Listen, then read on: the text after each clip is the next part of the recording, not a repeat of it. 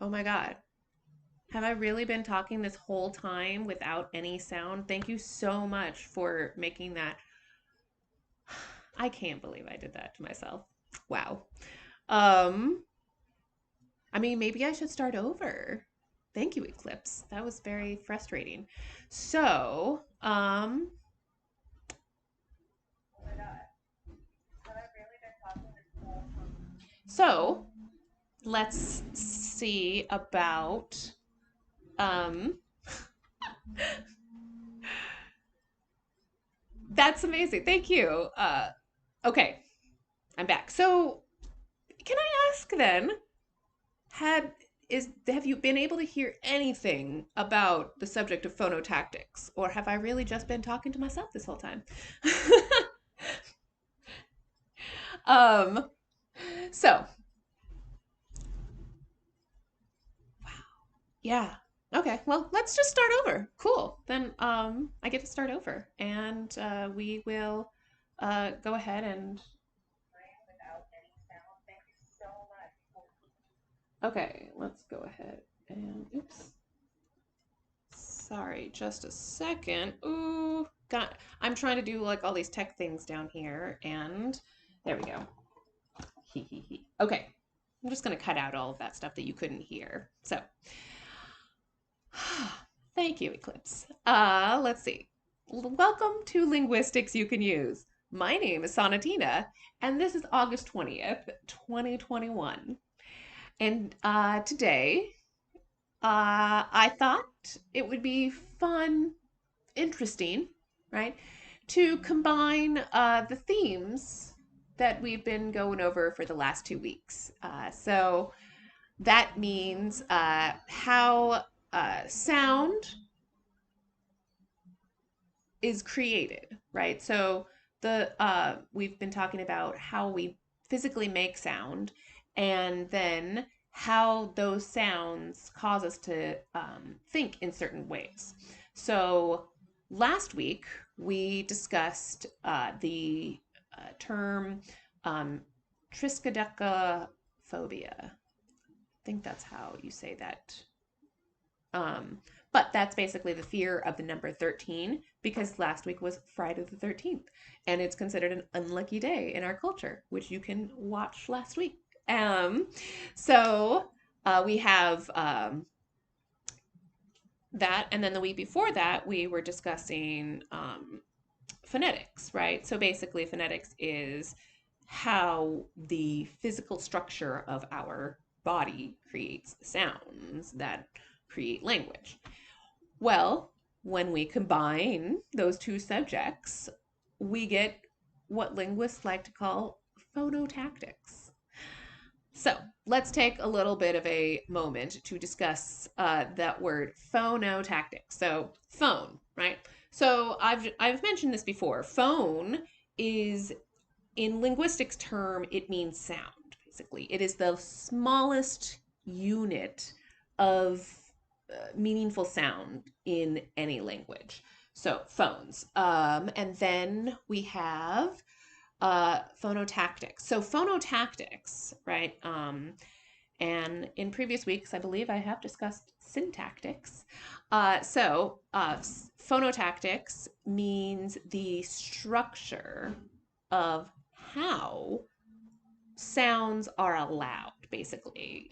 The permissible um, combinations of mostly consonants, right? Vowels go with consonants. It's kind of like peanut butter and jelly, or peanut butter and bananas, or peanut butter and most things. Peanut butter is like good with most anything.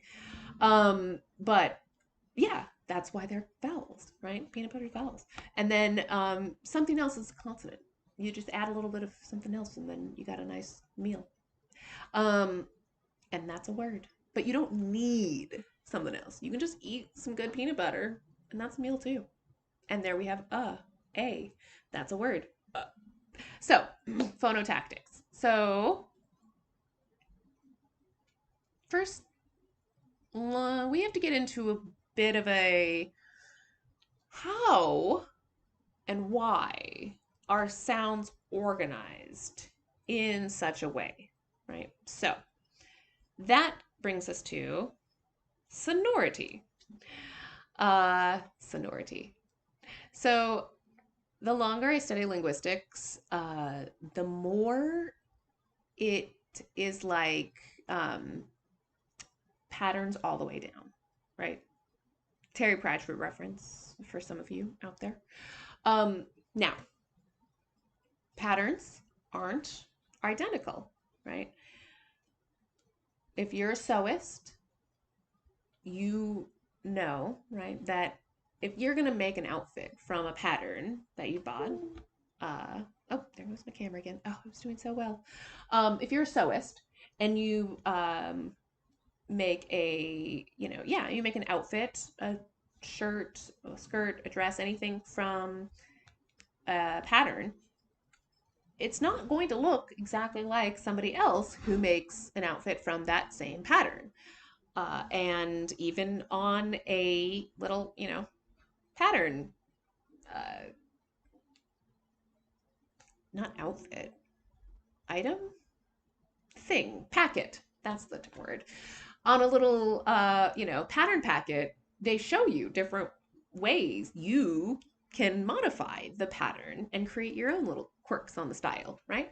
So let's bring this idea to sonority, right? So sonority is basically the linguistic way of saying how loud sounds are relative to other sounds. Because another pattern you'll notice in the study of language, and everything in language is relative to the languages around it. It's all relative. Ooh, interesting, I feel like a red tinge on the screen. I wonder, it feels like my painting is like, oh, I have a red painting up on my wall. Maybe I'll show it to you one day, but like, I feel like it's giving me a nice, like, danger vibe. Linguistics isn't dangerous. I mean, it could be if you know how to use it. But let's go back to the subject at hand. Different tangents now that you can hear me. It's interesting. So we have patterns. So, and what does that have to do with sonority, right? Well, sonority, how loud sounds are, and patterns are linguistics, basically. So linguists have noticed that the way human language structures syllables follows a basic pattern where the nucleus is the loudest sound in a syllable, right?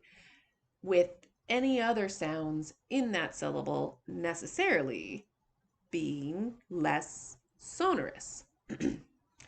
This means, right, if a language only allows certain sounds into its nucleus, other sounds are necessarily disallowed from starting or ending a syllable, right? Now, all of the air quotes is always because, right, it's language, and rules they're all guidelines. They're not rules, they're guidelines. So, nucleus. What's that about a nucleus? Well, we'll get back to that. First, let's talk about rules. Okay. Take a little sip before we get into the rules. So, I have talked a lot in previous episodes about how linguists these days tend to be descriptionists, and that is, we describe how the language is used versus prescribe how you should use the language, like prescriptivists do. Well, part of describing how a language works is to describe what isn't really possible in a particular language, and thus phonotactics. So, this discussion may seem like it dips into prescriptivism, but at its heart, It is descriptive, as I am. I just think it's interesting to note how language works. And it, it's also one of those note at this moment, right? How language works, how a particular language works at this moment in time. That's what we're really describing. Um, so, oh, that's right. I had a whole thing about like what our description is, and I had like, okay, so the what is it? So we have descriptive. We're into descriptive language, and in this descriptive conversation, we are discussing the ways that the natural rules of sonority create syllable structures in language. So, a bit of a uh, well, I'll let you decide. I'm going to tell you this lesson I learned from my childhood that stuck with me. Uh, there was this writing teacher I had in middle school, and she told me that in order to break rules effectively, I had to know how to use them. Now, as someone who has a particularly heightened pattern recognition ability and a tendency to be literal minded, I took this to mean, and again, middle school, remember, that if I just knew the rules in an abstract way, I could effectively break them without learning how to use the rule, right?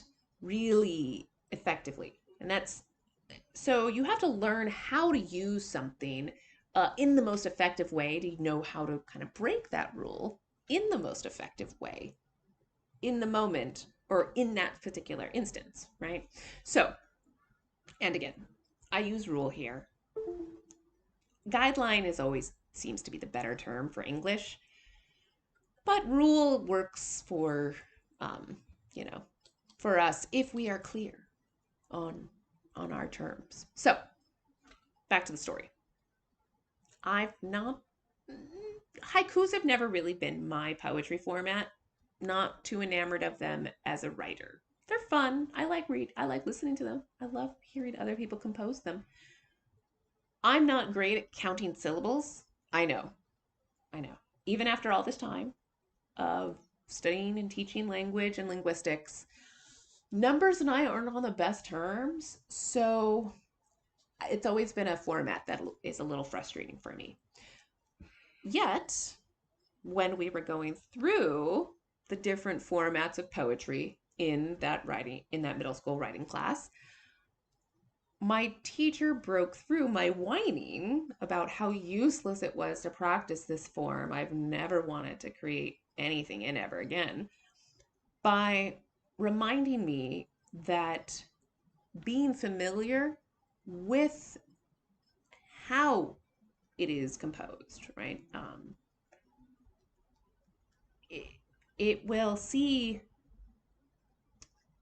how other students it'll help me understand other students haikus better when they are reading it because they enjoy the format, right? She reminded me that yeah, different people do have different ways of expressing themselves. And so if I didn't personally engage with that form, maybe I could think about why somebody else would be interested in that form. But maybe she realized that I had a, hankering for linguistics and such like that. So she very much was right, right? Uh, that rule, that lesson about knowing a rule, practicing it, and knowing how to effectively use it so you can effectively break it stuck with me because it came in a lesson about a subject that I was really passionate about, right? I sometimes wonder if there are lessons in uh, other teachers were trying to make, for an impression on me with, and then I just had no interest whatsoever in the subject. So, like, my brain didn't connect at all to that teacher, right? Like, yeah. Ugh. Brains are fun. But moving on, back to phonotactics. Um, well, yes, but also syllables is what we need to talk about syllables for a second again. So we're still in phonotactics, but we're talking about syllables and phototactics. Yeah. Anyway, so where a language breaks up sounds in into a syllable, right? That kind of is the word of the day, right? That's determined by phonotactics. As I was just mentioning, uh, the only certain sounds can be combined in a language. So sonority means we can, break down kind of uh, where the sound should be broken up, right? And whew, yeah, I mean, this is I actually did rehearse this week. I've mentioned before that I'm been, trying to get into practicing before I get into this, making better notes so that I'm more comprehensible for your benefit and for mine, right? So I feel like I had a good conversation about linguistics. So, yeah, it's a complicated topic, and my notes are better than they have been, but they're still not as good as they will be. So, I want to take this moment to reach out and say thank you to those of you in, the live stream land, my loyal subscribers, um, and viewers. Uh, you know, thanks for being with me over these last few months as we've been getting all of the tech stuff all, you know, smoothed out. We're still working on it, right? I still have this weird camera freezy thingy. Hopefully next week, but maybe not. Who knows? So, thank you again. Like I said, these lessons are somewhat spontaneous, right? Like you can talk about anything in linguistics, and you can, bring it back to whatever you were just discussing about linguistics, because linguistics is a lava lamp. Language is a lava lamp, right? It's all one thing. It's just like at one moment it might be separate, but as soon as it like touches the rest of the group, it's like I'm back. Um oh, these are fun. I do like talking about language. It's a fun day. It's a fun thing to do. So, um yes. Where do we break a word into its parts, basically? Now,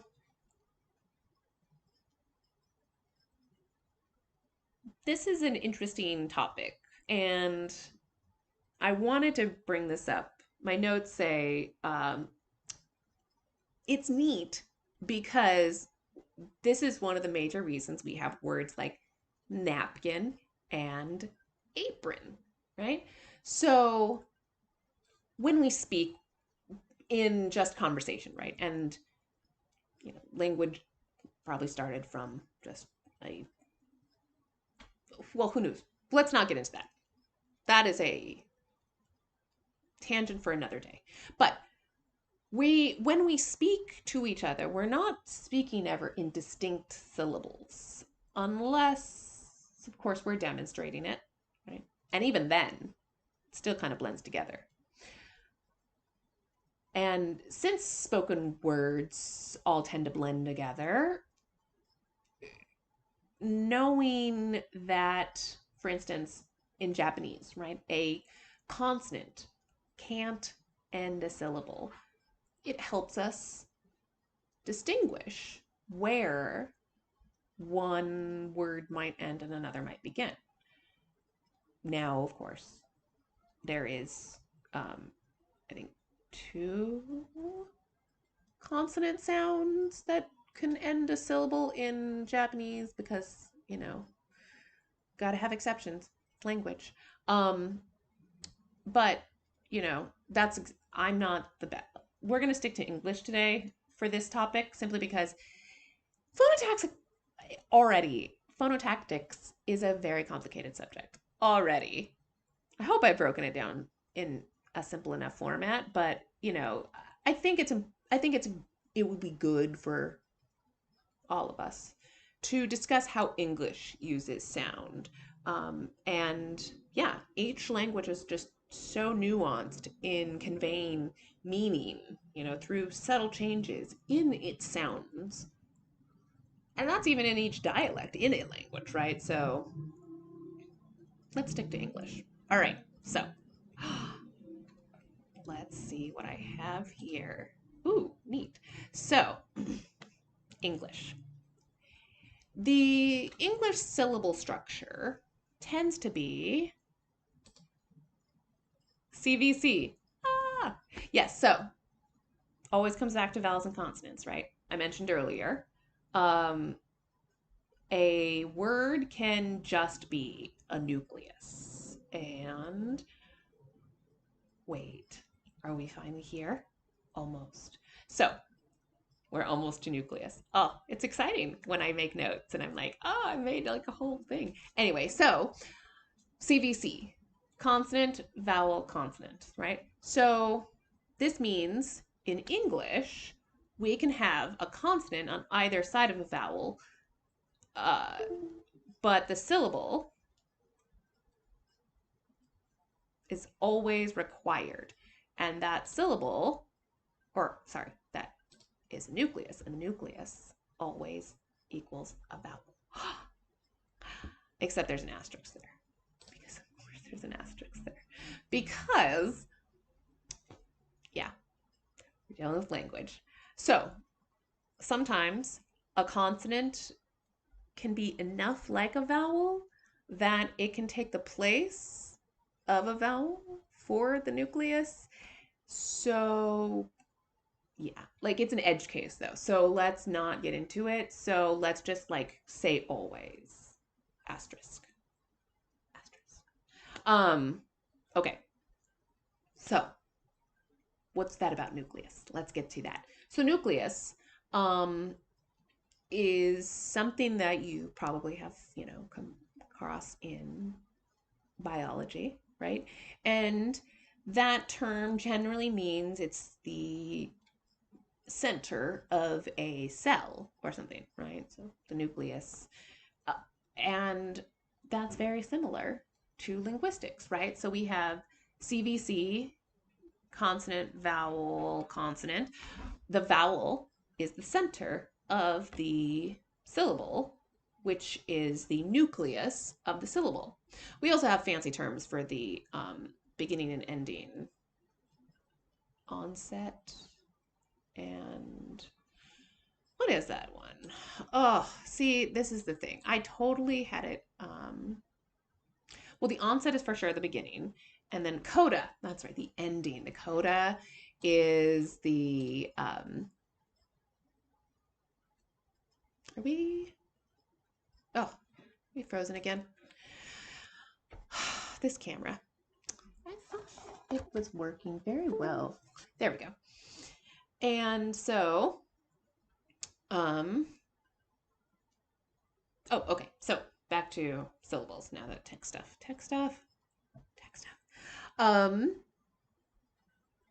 So syllables are comprised of vowels and consonants. And in most languages of the world, they tend to break down as CV, CV, or CV, CCV. Okay, so let me bring that down to non-technical speak. So consonants usually only come at the start of a syllable, right? So a word in Japanese, right? For instance, that's why I brought that up, will be consonant vowel.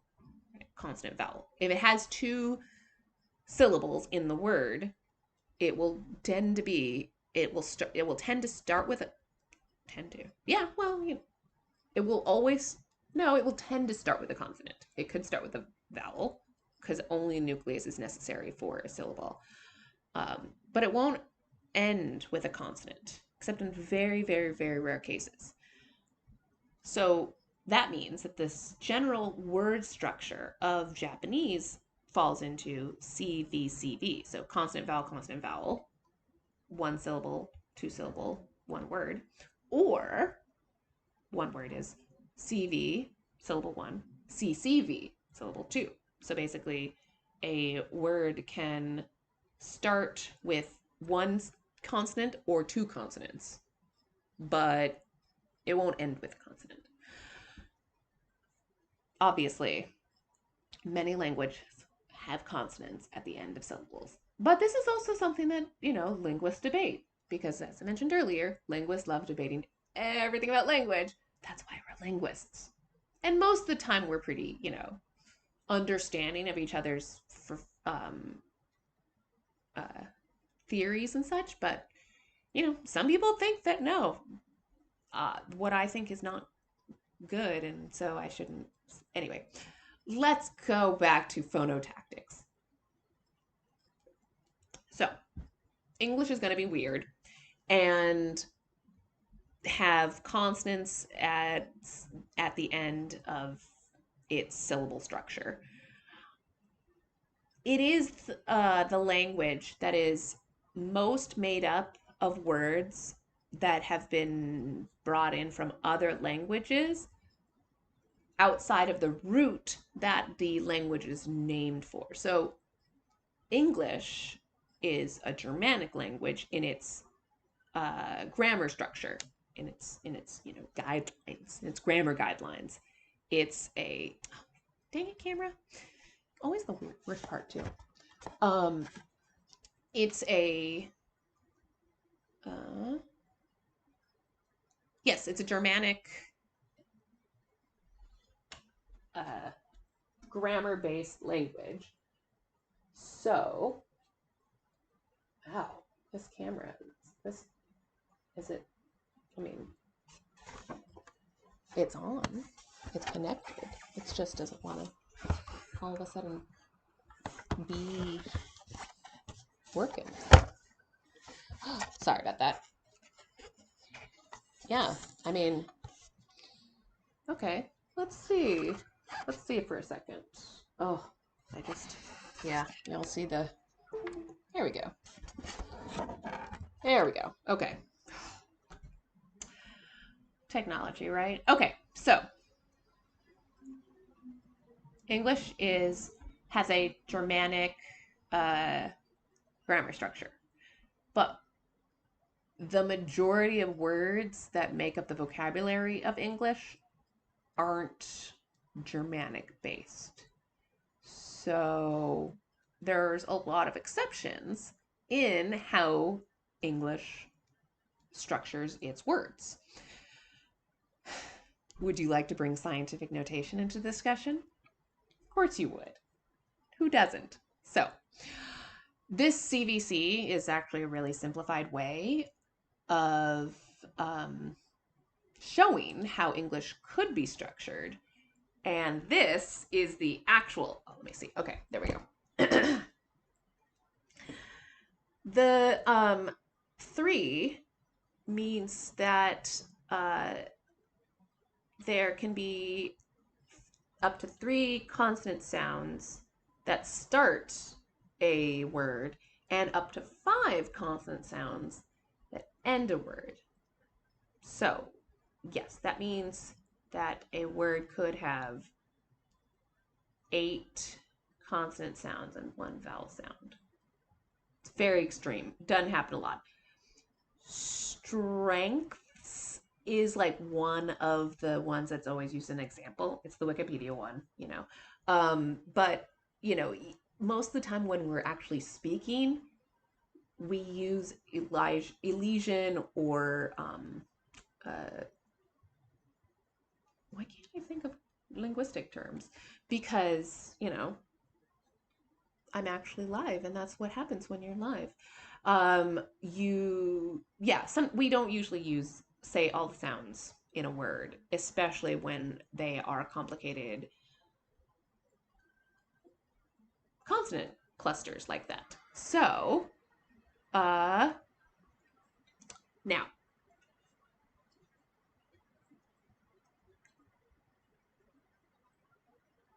why did I put vowel there? Just because English can have many vowels in a symbol doesn't mean it's consonants. That means I should say consonants. I don't know what I was thinking when I was writing that. Okay, so yes, so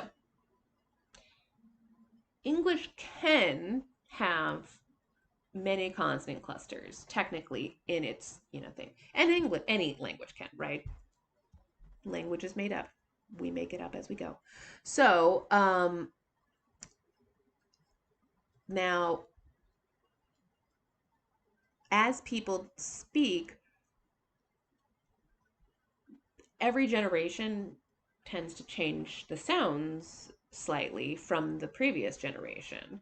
So that also means that complicated consonant clusters tend to kind of even out, and either a vowel gets added in between two consonants that are hard to say next to each other according to that language, or a sound will just be dropped, right? So, Knigget used to be how we said night because it's a Germanish word, I think. It's in, Germanic is the language family, not the actual Deutsch language that people speak today. So Knigget was became night because kn stopped being sounds that we make in English. And I'm trying to think. Well, okay, this is one of those things where, for my Japanese practice, and if you have any, knowledge of Japanese, you'll know because the, what was I going to say? Because the their syllable structure, they're are so much more rigid than, in English.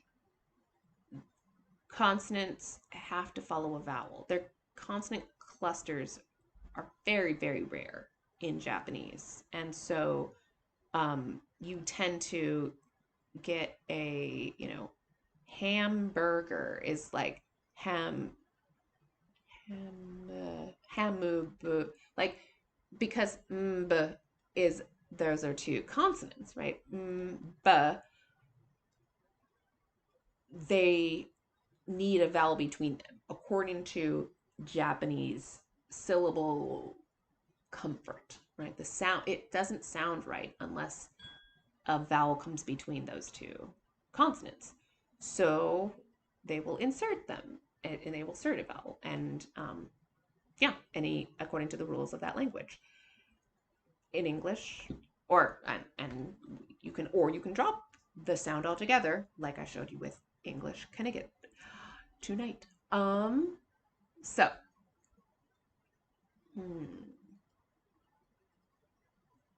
Phonotactics. That was fun. That was a fun discussion of phonotactics. Well, now I guess I would love to hear what you think of this, exploration of how manipulating the sounds of your words can affect how that meaning is relayed. I was prosody. Yes. So, we'll get to that next time. Maybe not next time, but we'll get to that in the future. Yeah. I have quite I have other subjects to talk about. Um, and next time I will make sure that I have my sound working the whole time. Ugh, I mean, how silly of me. I'm gonna go ahead and, well, I don't know. I'll see if I can figure out that maybe I have sound in in my save file somewhere on my computer from the recordings. But we will pick up this conversation of language next week. Now, it's always interesting to me. One of my favorite things about studying language is how you can go from like the highest esoteric discussion of what the meaning of meaning is, and then the next minute you have to come right back to the realm of the physical, right? And discuss how we are subject to the limitations of our body and how sound is made. So, yeah, I'd, love to hear your thoughts about the your, new understanding of how the concept of loudness, right? This unconscious structure determines how you compose everything you speak every day, right? And like, I always say, if there's an area of language you're particularly interested in, if you want me to do a deep dive into a particular subject, let me know. Email is in the description box. And now I'd like to sign you off once more for the week with a hopeful declaration to get out there and have fun crafting some sound meaning. I'll see you later. Bye.